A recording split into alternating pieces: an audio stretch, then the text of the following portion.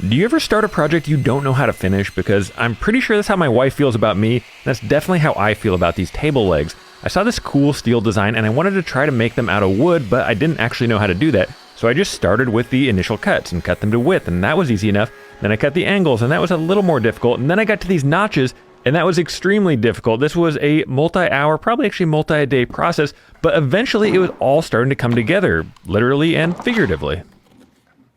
I did make a couple mistakes though. The first mistake is how I clamped it, and I know it seems obvious now I shouldn't put the clamp right there, but I do have a fix for that, and I've never actually done this before, but I've seen it done quite a few times. That's just to get it wet and hit it with an iron, and it's supposed to just pop right out, and sure enough, it did pop out, and it sanded out extremely easy. This was actually a really fun process, and one time the internet didn't let me down.